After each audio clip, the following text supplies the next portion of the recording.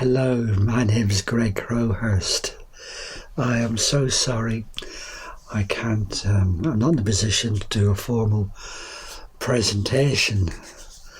Things are very difficult here, but I'm so pleased to have been asked by ME Group Australia to say something about severe ME. I'm very concerned that, from what Rachel tells me, there is no group representing the most severely ill in Australia. Honestly, if it hadn't been for the 25% group in this country, I'm not sure how I would have coped, especially in the early days.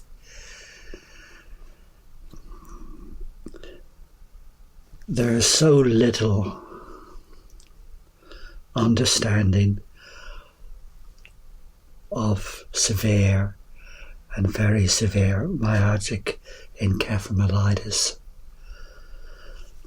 I would go so far as to say this: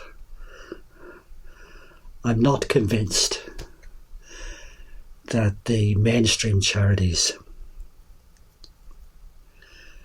would necessarily have the expertise and the knowledge and the skill to know even how to approach someone at this level of illness.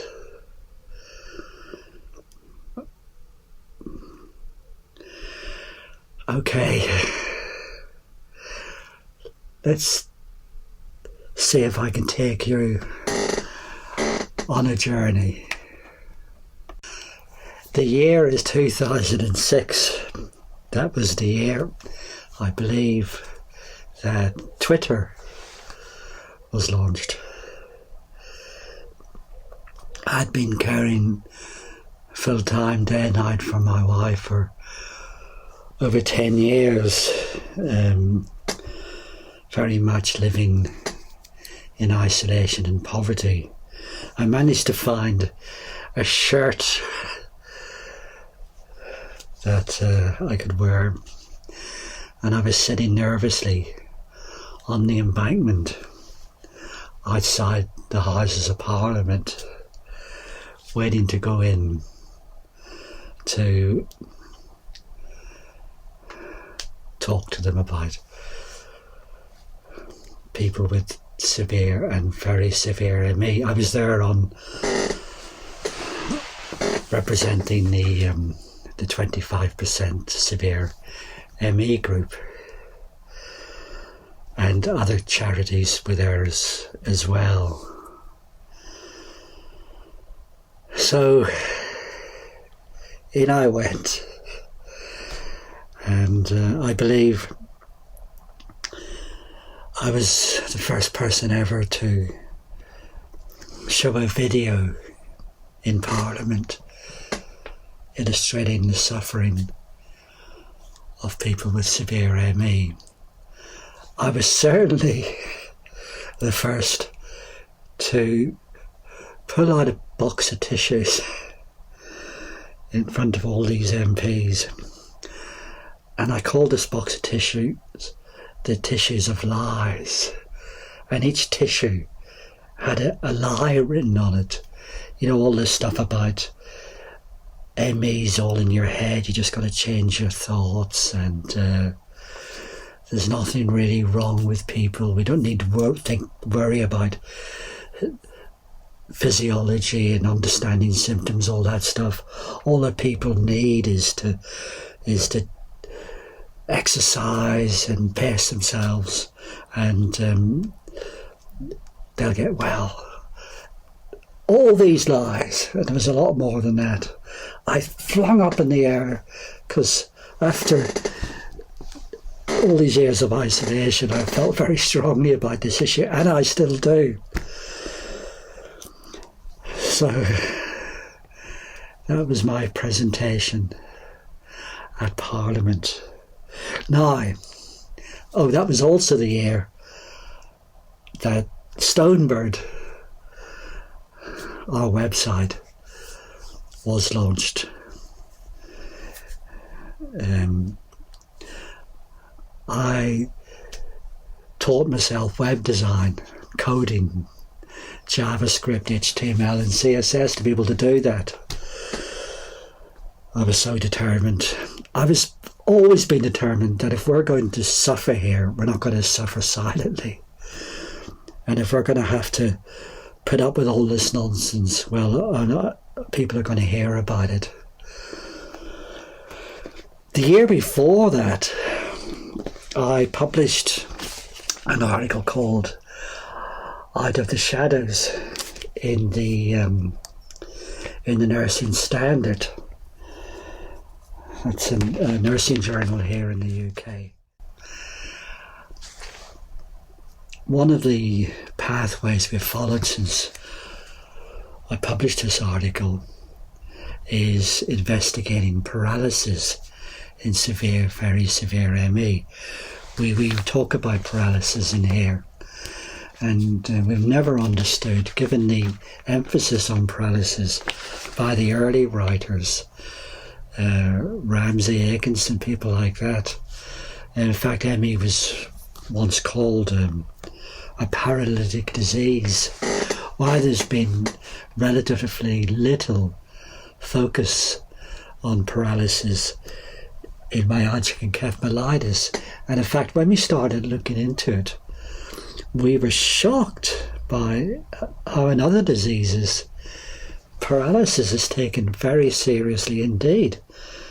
But in ME, good luck finding anyone even talking about it, like I said. Now, this is all too big a subject for me to deal with in the context of this presentation, but we have written extensively on this, and I would really encourage you to to have a look at it, because our own research has shown just how common this seems to be amongst people with severe, very severe ME. So I'm very proud of the work, especially how much my wife Linda has done to investigate and study paralysis, because let's stand back for a minute and think about this, the elephant in the room. Nobody can say what myalgic encephalomyelitis is. And that's terrible, because that means that no one can say what is wrong with them. And we desperately need a definition of myalgic encephalomyelitis. Now, I will never use the term ME/CFS, because all that means is that ME is being drowned more and more in a sea of disparate illnesses, and it's getting harder and harder and harder to make sense of what on earth ME is supposed to mean. Here's a diagram that I had a go at drawing to try and show why I never use the term ME/CFS and why the term ME/CFS is so harmful. The other thing I will not do is talk about people with ME. All I think you can say is that people diagnosed with myalgic encephalomyelitis, because given and we're not sure on earth what that means, we just don't know what's wrong with people. And we come back to the fact that if there's paralysis involved, as we show in our research, maybe that either represents a comorbidity which should be investigated, or maybe that could be the cause of the person's symptoms. For example, periodic paralysis, hemiplegic migraine with aurum. And people could be really helped. Paralysis must not be ignored. It's a significant symptom that must be followed up on, investigated. And who knows what life-changing help or insight could come from that, or even life-saving. There's a couple of things I meant to say about paralysis, the issue of paralysis in severe, very severe ME. If only it was just as simple as getting it investigated. That is actually much harder than it sounds, because of the prejudice surrounding an ME diagnosis label. It can be, with that label, it can be quite hard to even get what you're experiencing recognised as paralysis, never mind get it investigated or diagnosed. And the other issue I do need to mention here is you must be very careful, because with an ME diagnosis and you're trying to investigate paralysis, you could be given an FND, functional neurological disorder diagnosis, which basically is a psychiatric disorder, and it's not what you want. We have learned that you've got to be very clear, very assertive. You've got to be your own advocate when you're investigating paralysis, and it can be helpful to keep a journal of your symptoms. Somehow you've got to get people to look beyond the ME label and investigate their paralysis. Who can begin to number the losses that people diagnosed with severe and very severe ME and those who care for them experience? Not being able to go anywhere, to do all the things people take for granted, walks by the sea, going to concerts, weddings, staying in touch with family, being with parents when they're dying, going to funerals.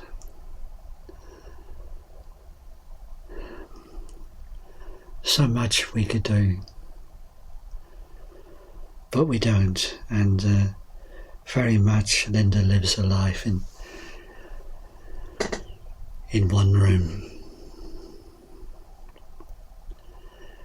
Here where we live is an area of absolute outstanding natural beauty, but it's not for Linda. So how do you make sense of this? How do you get through this? And not only get through, but how do you not fall into despair? In fact, how do you hold on to hope? How do you grow? I'm so deeply grateful that it's on so many levels and in so many ways I've grown immeasurably, I think, as a person through this. And that's because we find a way through, and I'd like to share that with you here. We call it the moment approach because that stands for maximizing the opportunity to meet need tenderly. Now, that's not just some cute saying we came up with. Honestly, it's a lifeline. It is to me. If I get things wrong, and we do struggle, the question I always have to come back to is this: did I really maximize that opportunity to be with Linda? Or was I preoccupied with something else? I mean, look, I've got all these guitars here and keyboards. I'm a musician. If I'm in the middle of writing a song or trying to work out a piece on the guitar, I could be distracted, or I could be dealing with stuff that's difficult for me and going through my own issues. And central to the moment approach is you have to be 100% focused on the person you're with, because in severe, very severe ME, you cannot afford to get it wrong. Let's start with the basics of the moment approach, and that is respect. That's your core fundamental value. We say on Stonebird, no matter what, if you can't move or speak or do anything, you are precious and your presence matters. Your fundamental starting point is that the person you are going to be with is of infinite value and is equal to you in every way. If you go in there thinking on some level that this person is just deconditioned and just needs to change their thoughts, if you don't go in absolutely respecting, without question, that the person diagnosed with severe, very severe ME is suffering from a very real, complex, multi-systemic physical disease, you're going to mess up. And not just mess up, you're going to do untold damage and harm. So that's where the moment approach, that's where it starts with respect. And it's not just respect, but a commitment to get it right, and a willingness to keep growing and learning and not getting stuck, and an ability to be flexible beyond belief. If something's not working, to be able to change, do something different. You've got to be so creative. You've got to know, pick up the clues, know when maybe the person, it's too much for the person. Maybe the person just can't cope with you being there. Maybe you scratching your head or rubbing your finger is just absolutely tormenting the person beyond description. You need to be the ability and the awareness to pick up on these things and change. And above all, the moment approach is about understanding as much as you can the symptom experience the person is going through. So you need to know as much as you can about that. You know, if the person is perfume chemical sensitive, you're going to make very, very sure you're not going to go anywhere near them with aftershave or perfume on, or even fabric conditioner on your clothes. If they're noise sensitive, you're going to be very, very aware of your tone of voice.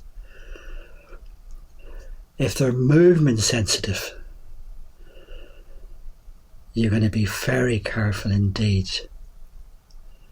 about making any movement that the person is not expecting. All of this, of course, is rooted in compassion for the person. It breaks my heart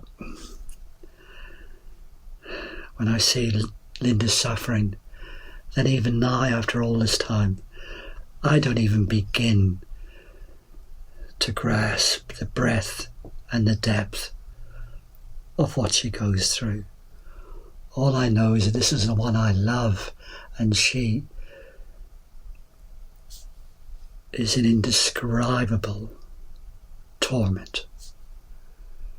And from compassion flows empathy, and out of empathy, love. I am very blessed. We're both very blessed. The love that we experience, I'm not sure many get to know. So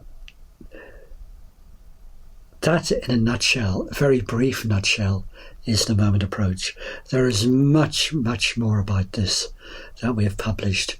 We've made videos and we've written quite a few leaflets on the Moment Approach, and I will include all the links in the information pack I'm going to give you. I would also urge you, I recently made my most popular book, More Notes for Carers, available for free. So if you can't get hold of a copy of that,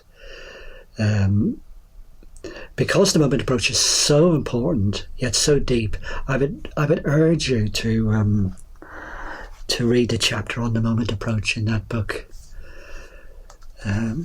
Just as a very quick aside, the theoretical approach behind the Moment Approach is rooted, because my wife is a qualified counsellor, a person-centred counsellor, it's rooted very strongly in Rogerian, the Rogerian approach, which is unconditional valuing. It's also rooted in experiential learning. I've had a lifelong passion for experiential learning from one's experience, and always taking back one's power, and learning and questioning and growing. This is deep stuff. Okay, that's been the Moment Approach. Thanks. Okay, I could go on for ages. Gotta stop here. I hope this has been helpful, made some kind of sense. I would just say this, for all these years, all we've been through, I would say this, the human spirit and the power of love is much, much, much greater than all the suffering. Thanks so much for taking the time to listen, and good luck to you in Australia. Thanks.